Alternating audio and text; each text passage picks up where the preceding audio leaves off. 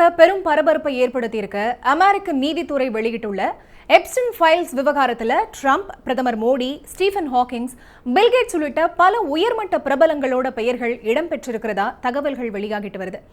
தண்டனை பெற்ற பாலியல் குற்றவாளியான ஜெஃப்ரி எப்ஸ்டைன் தொடர்பான ஆவணங்கள், புகைப்படங்கள், வீடியோக்கள் அடங்கிய கோப்புகள் தான் இந்த சர்ச்சைக்கு காரணமாயிருக்கு.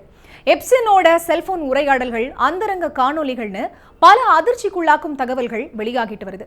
மேலும் கடத்தப்பட்ட சிறுமிகளோட வீடியோக்கள் பார்க்கறவங்களை கண் கலங்க வச்சிருக்கு.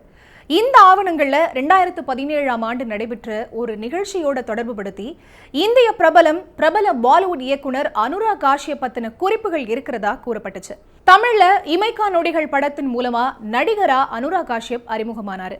விடுதலை, லியோ, மகாராஜா உள்ளிட்ட படங்கள்ல நடிச்சு தமிழ் ரசிகர்களிடையே கவனம் ஈர்த்தாரு. இப்போ பாலிவுட்ல இருந்து வந்து தென்னிந்திய திரைத்துறையிலையும் பணியாற்றி வராரு. இந்த நிலையில தன்னோட பெயர் எப்ஸ்டைன் ஃபைல்ஸ் விவகாரத்துல குறிப்பிடப்பட்டதா எழுந்த வதந்திகளுக்கு இயக்குனர் அனுராக் காஷ்யப் கடும் மறுப்பு தெரிவிச்சிருக்காரு. ஒரு மாசத்துல தனக்கு 15 முறையாச்சும் பேச்சாளராக அழைப்பு வரும், அதுல எதுக்குமே நான் பெரும்பாலும் பதிலளிக்க மாட்டேன். அந்த கோப்புகள்ல குறிப்பிடப்பட்டிருக்கக்கூடிய பீஜிங் நாட்டுக்கு நான் போனதே இல்லை அப்படின்னு அந்த தகவல்களை பார்த்தாலே தெரியும். யாரோ ஒருத்தருக்கு அனுப்பப்பட்ட மின்னஞ்சல் தான் அது. அதை பார்த்தாலே உண்மை என்னன்னு புரியும்.